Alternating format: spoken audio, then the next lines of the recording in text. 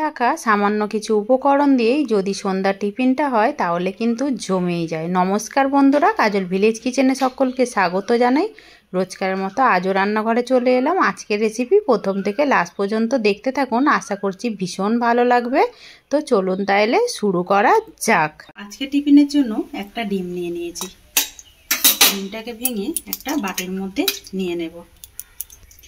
ডিমটাকে শুধু কাঁটা চামচ দিয়ে আগে ফেটে নেব, খুব ভালোভাবে ফেটে নিতে হবে। তো ডিমটাকে খুব ভালো করে আমি ফেটে নিলাম। এবারে এর মধ্যে দিয়ে দেবো আমি একটা আলুকে ছোট গ্রেটারের সাহায্যে এইভাবে গ্রেট করে এটাকে 4 থেকে 5 বার আমি জল ঝরিয়ে ধুয়ে পরিষ্কার করে রেখেছি। দিয়ে দেবো গ্রেট করে নেওয়া আলু, সমস্ত আলুটাই দিয়ে দিলাম গ্রেট করে নেওয়া একটা আলু। এবারে দেবো এখানে কাঁচা পাকা লঙ্কা কুচিয়ে নেওয়া, এখানে আমি একটা কাঁচা পাকা লঙ্কা দিয়ে দিলাম। এবারে এখানে দেবো বেশ কিছুটা ধনেপাতা কুচিয়ে রাখা, এতে করে টেস্টটা টিফিনে দারুণ আসবে। এবারে দেবো সুন্দর একটা রঙের জন্য সামান্য একটু হলুদ গুঁড়ো, আর দেবো এখানে টেস্টের জন্য জিরে গুঁড়ো। আবার আমি ঝালের জন্য দিয়ে দিচ্ছি বেশ কিছুটা লঙ্কা। তোমরা চাইলে লঙ্কাটা বাদ দিয়ে এখানে গোলমরিচ গুঁড়ো কিন্তু ব্যবহার করতে পারো। এবারে এর মধ্যে দিয়ে দেবো আমি একটা পাতা চিজ নিয়েছিলাম। চিজটাকে আমি খুব ভালো করে একদম হাত দিয়ে একটু ছিঁড়ে এর মধ্যে দিয়ে দিলাম। এবারে এখানে দিয়ে দেবো আমি হাফ বাটি ময়দা নিয়েছি, এই ময়দাটা এর মধ্যে দিয়ে দিলাম এখানে ময়দা। আর এখানে এবারে শত লাস্টে যেটা দেবো স্বাদ মতো লবণ। চিজের মধ্যে কিন্তু লবণ থাকে, আমি একটু স্বাদ মতো দিয়ে দিলাম। দিয়ে খুব ভালো করে এবারে মিশিয়ে নেব। এখানে আমি যেই বাটি মেপে ময়দা দিয়েছি তার থেকে অর্ধেক আমি জল নিয়েছি, জলটাও আমি এর মধ্যে মিশিয়ে দেব। দিয়ে খুব ভালো করে এবারে সমস্ত উপকরণের সঙ্গে এইভাবে মিশিয়ে নিতে হবে, একটা থকথকে ব্যাটার রেডি করে নিতে হবে। আজকের রেসিপি আপনাদের কিরকম লাগছে টিফিনের অতি অবশ্যই কমেন্ট করে জানাবেন। আর যদি ভালো লেগে থাকে একটা লাইক করে দিয়ে এইভাবে আমার পাশে থাকবেন। করে আমি গোলাটাকে গুলে নিলাম, এইভাবে একটা থকথকে গোলা গুলে নিতে হবে। দিকে গ্যাস অন করে একটা তাওয়া গরম হতে বসিয়ে দিয়েছি। তাওয়ার মধ্যে হালকা একটু সাদা তেল ব্রাশ করে দেবো, তোমরা চাইলে এখানে বাটারও দিয়ে দিতে পারো। তেলটাকে এইভাবে একটু ব্রাশ করে দিয়ে গ্যাসটাকে আমি আস্তে করে দেব। খুব ভালোভাবে কড়াটা কিন্তু গরম হয়ে গেছে। এবারে এখান থেকে আমি 2 হাতার মতো মানে 2 চামচের মতো এখান থেকে ব্যাটার নিয়ে খুব ভালো করে একটা শেপে নিয়ে আসবো। এইভাবে সুন্দর করে একটা যেরকম ঠিক আমরা গোলা রুটি করি বা লুচি করি ছোট যে সাইজে, সেই সাইজের মতো এইভাবে আমি ভালো করে এইভাবে রেডি করে দিলাম। যখনই ওপরটা এরকম শুকিয়ে আসবে তখনই আমি এইটাকে সুন্দর করে এইভাবে উল্টে দেব। আর কত সহজে এটা উল্টে গেল দেখুন। এইভাবে উল্টে পাল্টে এইটাকে সুন্দর করে আগে ভেজে নেব। এইটাকে সুন্দর করে আমি 2 পিঠ এইভাবে ভেজে নিলাম। এবারে একটা প্লেটের মধ্যে এটাকে তুলে রাখবো। সমস্ত রুটিগুলোকেই একইভাবে আমি ভেজে নেব। ওই একইভাবে রুটিগুলো ভেজে ফিরে আসছি। তো রুটিগুলোকেই সুন্দর করে ভেজে ফিরে এলাম। এই কড়ার মধ্যে আমি আবারও দিয়ে দেব 2 চামচ সাদা তেল। আগেই বলেছি তোমরা কিন্তু এখানে বাটারও দিতে পারো।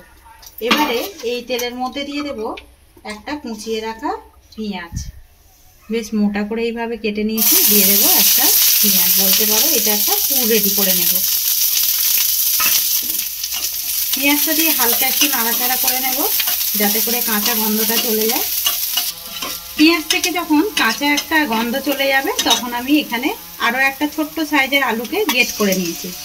এই গ্রেট করে নেওয়া আলুটাকে আমি দিয়ে দেবো। ওই ছোটো গ্রেটারের সাহায্যে গ্রেট করে নিয়েছি। আলুটাকে দিয়েও পেঁয়াজের সঙ্গে একটু নাড়াচাড়া করে নেব। আজকে টিফিনের রেসিপি কে কোথা থেকে দেখছেন অতি অবশ্যই কমেন্ট করে জানাবেন। এবারে এখানে আমি ছোট সাইজের একটা টমেটো নিয়েছি, এটাকেও একইভাবে কুচিয়ে নিয়েছি। দিয়ে দিলাম আমি টমেটো, দিয়ে দেবো স্বাদ মতো লবণ, যাতে করে খুব তাড়াতাড়ি সবজিগুলো নরমও হয়ে যায় আর খুব ভালোভাবে রান্নাটাও হয়ে যায়। দিয়ে 1 মিনিট মতো সমস্ত উপকরণগুলো একটু মিশিয়ে নেব। এবার আমি এখানে কাঁচা লঙ্কা দিয়ে দিলাম, একটা কেটে রেখেছিলাম। দিয়ে দিলাম কাঁচা লঙ্কা, এতে করে সেন্টটা ভালো আসবে। সমস্ত উপকরণগুলো দেখো কত সুন্দর নরম হয়ে গেছে। এবারে এগুলোকে একটু সাইডে সরিয়ে দেব।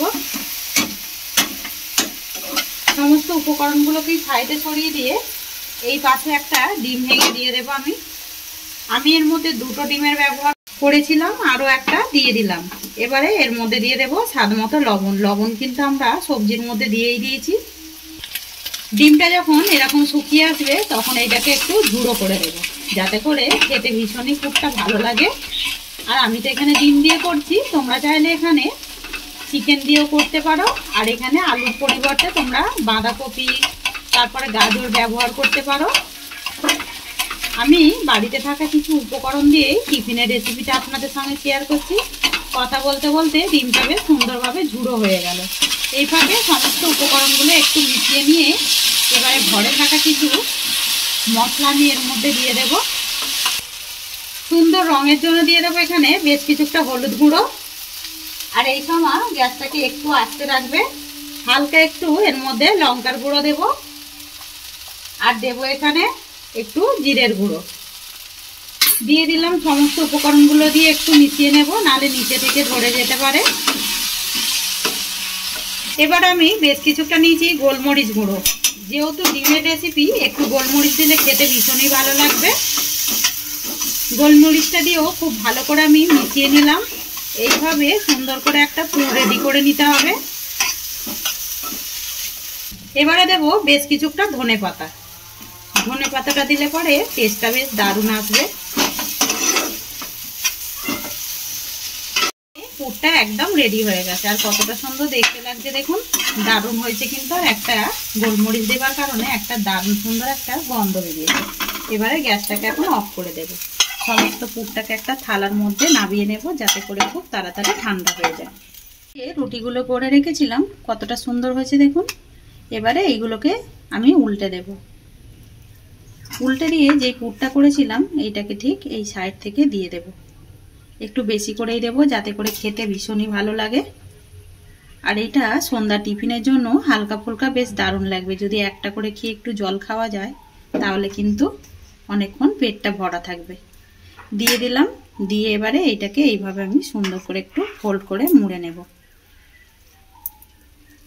এখানে একটা টিফিন কিন্তু বেশ সুন্দর করে রেডি করে নিলাম। কতটা সুন্দর দেখতে হয়েছে দেখুন।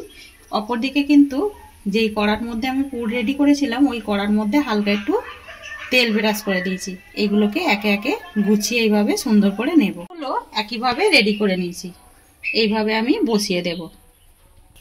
একইভাবে আমি পাতা চিজ নিয়েছি, যাতে করে টিফিনটা আরও বেশি টেস্টি হয়। এইভাবে সুন্দর করে পাতা চিজ আমি এর মধ্যে দিয়ে দেব।